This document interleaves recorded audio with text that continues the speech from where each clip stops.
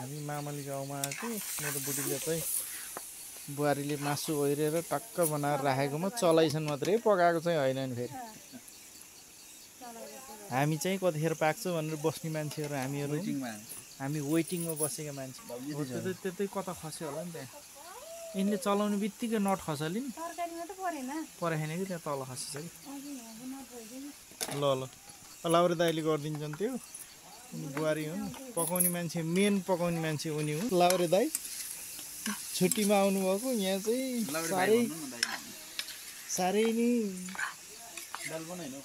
रहर गरेर ल भनेर आएको लाउरे दाइ चाहिँ म है दाइ फेरि लाउरे दाइ मात्रै हो भाइ हो दाइ त म बुहारी ल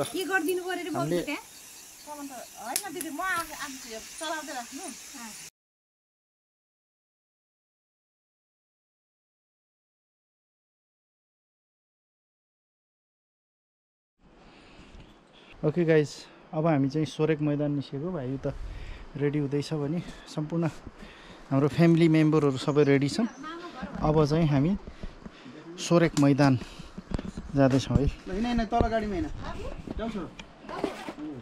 यो मामाको घर म तलबाट पनि देखाउँछु है तल जाँदैछौँ हामी तयार भएर निस्केको बिचमा चाहिँ बाटोमा बहिनीहरू पनि रेडी हुने भन्ने कुरो छ बहिनीलाई लिएर चाहिँ अनि म तलबाट चाहिँ देखाउँछु है मामाको घर त्यहाँ भयो हामी यताबाट तयार भएर अब म गाडी फर्काउँछु अनि ल साथीहरू हामी बाटोमा निस्क्यौँ होइन बाटोमा च्याप्प एउटा बहिनीलाई छोपेर लिएर आइएछ अब अर्को बहिनीलाई छोप्न जाने हो मेरो बहिनी पछाडि छन् ल पछाडि टाउको हल्लाइदेऊ हात हल्लाइदेऊ हो ल बहिनी रेडी छ अब हामी अर्को बहिनीलाई लिएर चाहिँ हामी सोझै सोरेक मैदानतिर प्रस्थान हुन्छ म बाटोको थोरै थोरै यति धेरै क्लिप लिँदैन थोरै थोरै क्लिप लिएर देखाउँछु है त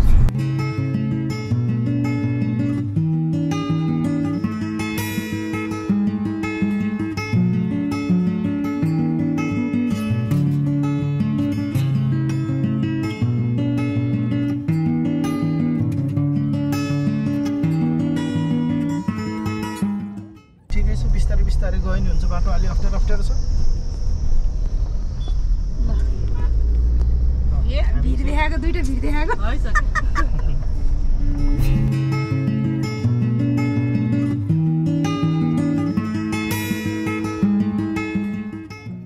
यो बाटो चाहिँ अहिले हामी एक्ज्याक्टली डुम्रे भन्ज्याङमा छौँ डुम्रे भन्ज्याङ बाटो बन्दैछ निर्माणको कार्यहरू भइरहेका छन् पहिलाको भन्दा धेरै राम्रो बाटो यो अहिले त मैले यो बाटोमा चलाउँदाखेरि त एकदमै सहज महसुस गरिरहेको छु पहिला आउँदाखेरि अलि पानीले खोलेको अनि यो पहिरो गएको अलिकति गाह्रो थियो अहिले चाहिँ एकदम इजी छ यो बाटो यो अलिकति बाटो उचाइमा भएको भएर मान्छेलाई अलिकति ओहो भन्ने हुन्छ तर वास्तवमा भन्ने हो भने बाटो फराकिलो छ त्यति अप्ठ्यारो छैन आनन्दले चाहिँ लिएर हिँड्न सकिन्छ होइन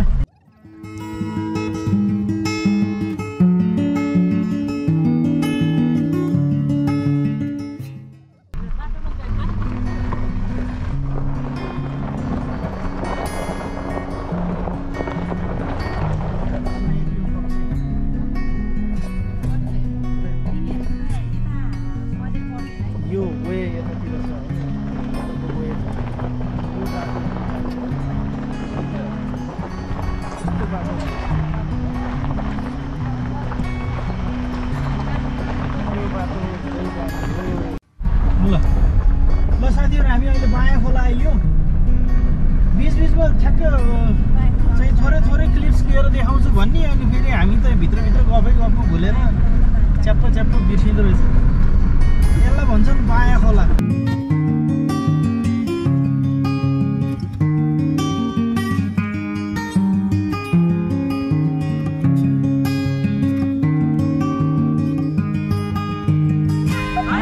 ओके ल साथीहरू मैले भर्खर बहिनीलाई भेटेँ यी दुईटा बहिनी मध्ये एकजना बहिनीलाई मैले गाडीमा राखेँ भने एकजना बहिनी उता बाहिर छन् यहाँ बाहिर हाम्रो टिम पुरा भयो यी बहिनी त्यता छन् सोरेक मैदानतिर हामी चाहिँ प्रस्थान गर्ने तयारीमा छौँ ल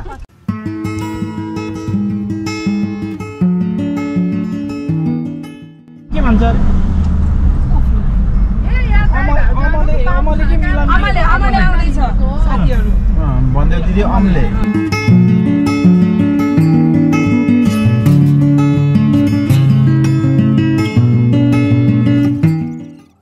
भर्खर खाना खाएर एकदम रमाइलो भएको छ मेरो प्यारी भाउजू भन्नु हाम्रो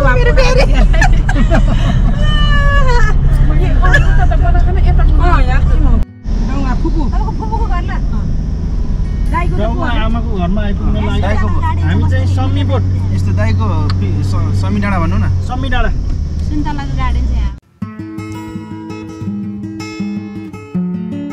हामी टाप आइसक्यो दिदी तैँले दाइको र भाउजूको स्टोरी सुन न यार त्यहाँ कस्तो हुन्न म त स्टोरी सुन्ने भनेर चाहिँ स्टार्ट गरेँ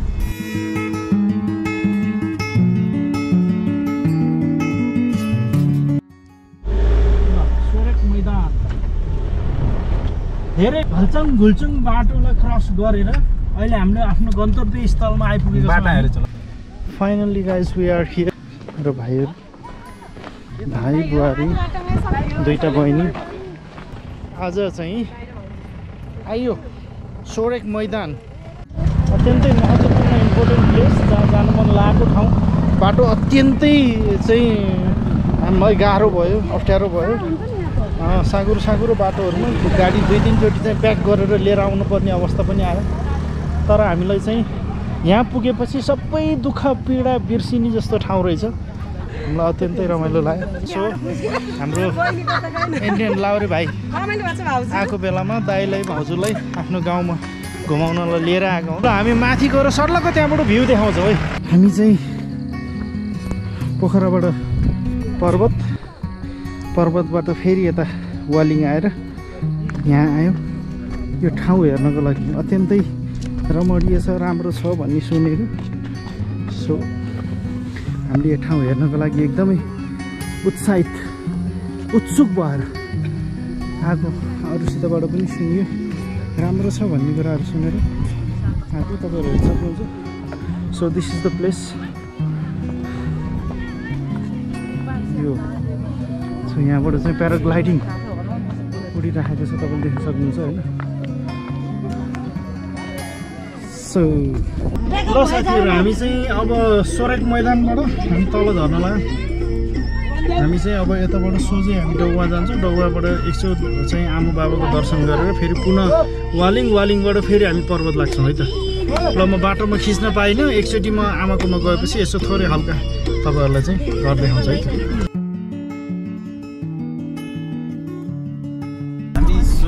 त फर्केको यो हाम्रो बाटो एकदम के गरे अप्ठ्यारो छ अफरोड हो तर हाम्रो दाइले एकदम नाइस ड्राइभ गर्नुभएको छ भाउजूलाई चाहिँ कोही नेगेटिभ गिल्टी फिल भएको छैन एकदम पोजिटिभ भावमा चलिराख्नु भएको छ भाउजू त्यही भएर भाउजूलाई चाहिँ नेक्स्ट फर छुट्टीमा म आउँदा दाइसँग फेरि मुस्ताङ जाने यो जो दाइको आजको ड्राइभले भाउजू एकदम प्रभावित हुनुभएको छ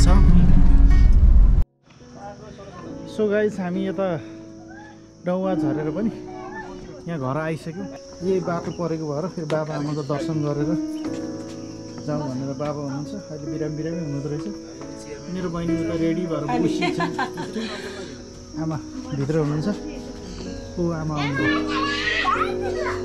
हामी एकछिनपछि हामी यहाँ केही समय बिताएर फेरि पुनः हामी उता पर्वत सोधिन्छौँ है त ल साथीहरू हिजो हामी चाहिँ वहाँ सोरेक मैदान गइयो बेलुका आउँदा अलि हतार भएको भएर चाहिँ मैले चाहिँ भिडियोलाई एडिटिङ गर्न पाइनँ आज फेरि हामी चाहिँ सेतबिनी जाँदैछौँ सेतबिनीको बाटो के कस्तो छ अब आज बाइकमा जाने भन्ने कुरो छ ल साथीहरू बिचबिचमा म तपाईँहरूलाई चाहिँ सानो क्लिप भिडियो देखाएर र सेतबिनीको नजाराहरू म तपाईँहरूलाई चाहिँ त्यहाँको इन्भाइरोमेन्टहरू देखाउँछु है त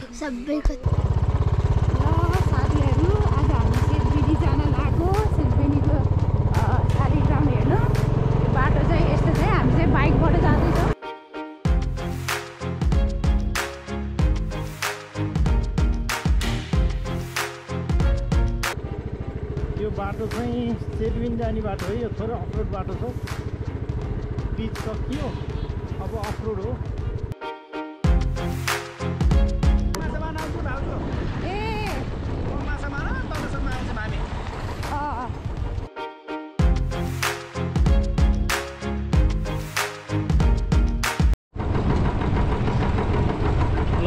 हामी चाहिँ अफरोड सकेर रोडतिर आयौँ।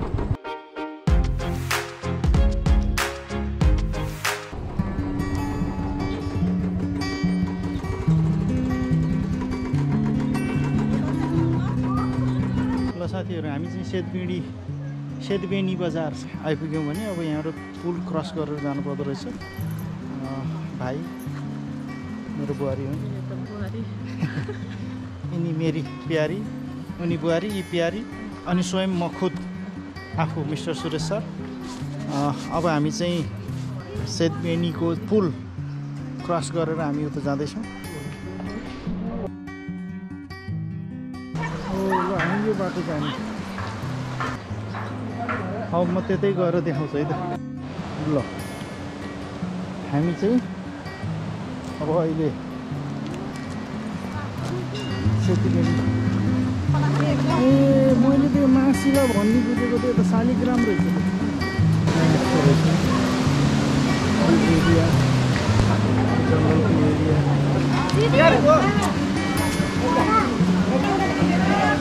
यहाँ चाहिँ पूजाआजा गर्ने ठाउँ यहाँ रहेछ। सत्यहरू गर्नु पनि आउनु हो कि ठाउँ जस्तो ठाउँ रहेछ त्यो। अन्त बुढीले पूजा गर्छन् त्यहाँ। ल साथीहरू अब एकछिन हामी यता घुम्छौँ यता वरिपरि हेर्नु पऱ्यो। बाहिरको एरिया भनेको त यही होला कि हामी पानी भर्ने यताउता सबै कुरो यता पूजाआजा गरेको त के देखाउनु पऱ्यो त होइन। ढुङ्गा त यति ठुलो रहेछ खोलाले खाएर यस्तो भएको।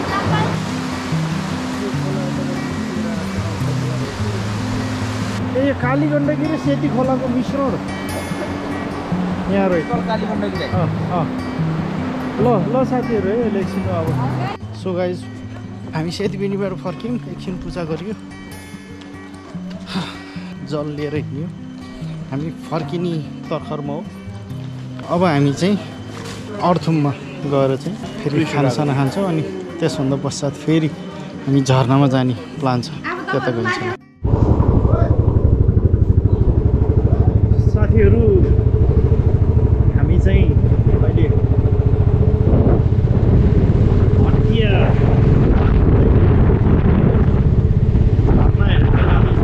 अहिले समय निकै नै पछाडि धकेलिसकेको छ। 5 बजिसकेको छ, एकैछिनमा अँध्यारो भइहाल्छ होइन। सो वी आर इन हरी। हामी एकदमै हतारमा छौँ। गएर एकछिन हेरेर 2-4 स्न्याप फोटो खिच्न पनि भ्याइन्छ कि भ्याइन्न मलाई थाहा छैन, तर मैले भिडियो क्याप्चर गरेर देखाउन सक्छु कि सक्दिनँ। ल अहिले चाहिँ उतै गएपछि भेटौँला है त साथीहरू। सो गाइस हामी चाहिँ झर्नामा जाने भनेर आयो। बाटो खिच्छु भनेको त बिर्सिरहेको छु।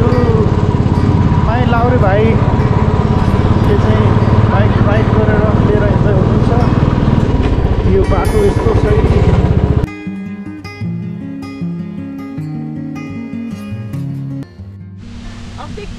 के देखेछ केही देखेँ अँधेरै गाडी बनेको बनेन सोध्नु न। गुड मर्निङ साथीहरू। हामी चाहिँ हिजो जुन किसिमको तरिकाले गइयो, हामी चाहिँ झर्ना हेर्न भनेर गएको। बाटोमा आउँदा आउँदै अटो पङ्क्चर भएर हामी उता जान पाइएन। भाइसित बाइकमा त गएँ म। जाँदाखेरि पुरै त्यहाँ पुग्नै पाइएन। भाइले चाहिँ 1 लट 2 लट गरेर चाहिँ बुहारीलाई र भाउजूलाई बोकेर उता पुऱ्याउँदै हामी वहाँ पुग्दा अँध्यारो भयो। खासै मैले खिच्ने प्रयत्न गरेको त्यहाँ केही पनि आएन। म त्यो दृश्य पनि देखाउँछु। अब हामीले आज मामाको घरलाई छोडेर घर जाँदैछौँ। यो मामाको घर, मेरो लाउरे भाइ यहाँ छ, बुहारी अनि मेरो। ल साथीहरू मेरो च्यानललाई लाइक सेयर एन्ड सब्सक्राइब गर्दै गर्नु होला। ल बाई बाई।